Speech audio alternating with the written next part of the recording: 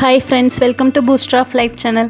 நம்ம இன்றைக்கி என்ன பார்க்க போகிறோம்னா, ரொம்பவே சூப்பரான டேஸ்டியான ஒரு ஹெல்த்தியான டிஷ் தான் பார்க்க போகிறோம். ராகி அடை எப்படி பண்ணுறதுன்னு தான் பார்க்க போகிறோம். வாங்க ஃப்ரெண்ட்ஸ், வீடியோக்குள்ளே போகலாம்.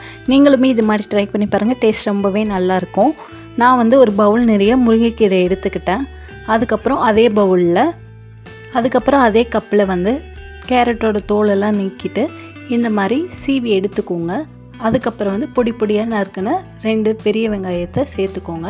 ஒரு கைப்பிடி அளவு கொத்தமல்லி, தேவையான அளவு கருவேப்பிலை, இதெல்லாம் வந்து ஒரு மிக்சிங் பவுலில் வந்து சேர்த்துக்கோங்க. அதுக்கப்புறம் காரத்துக்கு ஏற்ற மாதிரி பச்சை மிளகாய் சேர்த்துக்கோங்க. நான் வந்து எந்த பவுலில் வந்து கேரட்டு துருவி எடுத்துக்கிட்டனோ அதே பவுலில் வந்து 2 கப் அளவு கேழ்வரகு மாவை சேர்த்துக்கிட்டேன். அப்புறம் தேவையான அளவு உப்பு சேர்த்துக்கோங்க. இதெல்லாம் வந்து நல்லா ஒரு வாட்டி மிக்ஸ் பண்ணிவிட்டு தேவையான அளவு கொஞ்சம் கொஞ்சமாக தண்ணி ஊற்றி நல்லா மிக்ஸ் பண்ணிக்கோங்க. இல்லை ஓரளவுக்கு திக்னஸ் வர வரைக்கும் நம்ம கொஞ்சம் கொஞ்சமாக தண்ணி ஊற்றி மிக்ஸ் பண்ணிக்கலாம்.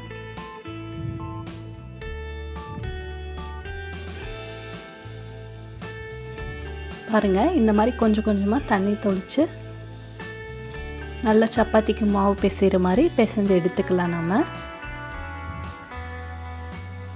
அதுக்கப்புறம் வந்து நமக்கு எந்த சைஸில் தேவையோ அந்த சைஸுக்கு ஏற்ற மாதிரி சின்ன சின்ன ரவுண்டாக நீங்கள் பண்ணி எடுத்துக்கோங்க. இந்த மாதிரி சின்ன சின்ன உருண்டையாக பண்ணி எடுத்துக்கலாம். அதுக்கப்புறம் ஒரு பட்டர் சீட்டை எடுத்து இதை வந்து நல்லா ரவுண்டாக தட்டிக்கலாம். நாம் பட்டர் ஷீட் இல்லாட்டி இந்த மாதிரி பிளாஸ்டிக் கவரில் வந்து இப்படி ரவுண்ட் ஷேப்பில் வர மாதிரி இப்படி கையை வச்சு நம்ம தட்டி விட்டுக்கலாம்.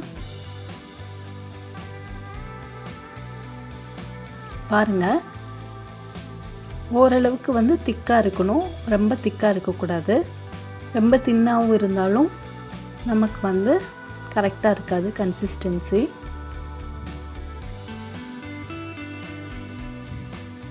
பாருங்கள், இந்த மாதிரி ரவுண்ட் ஷேப்பில் எடுத்துக்கலாம். அதுக்கப்புறம் வந்து தோசை சட்டியில் நெய் ஊற்றிக்கோங்க. நெய் ஊற்றிட்டு நம்ம தட்டி எடுத்து வச்சுருக்க இந்த அடையை அது கூட ஆட் பண்ணிக்கலாம். நான் வந்து நெய் தான் ஊற்றி பண்ணுறேன். நீங்கள் வந்து அதுக்கு பதில் ஆயில் கூட யூஸ் பண்ணிக்கலாம். இந்த மாதிரி சுற்றி எண்ணெய் ஊற்றிக்கலாம். அதை நல்லா ஒட்டாமல் வரும். இப்போ ஒரு 2-3 மினிட்ஸ்க்கு அப்புறம் அடுத்த பக்கத்துக்கு வந்து திருப்பி நெய் சேர்த்துக்கலாம்.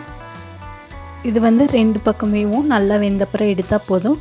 ஓரளவுக்கு லோ ஃப்ளேமில் வச்சே வந்து நம்ம இந்த அடை பண்ணால் ரொம்ப பெட்டராக இருக்கும். ஏன்னா வந்து உள்ளே நல்லா வெந்து வரும்.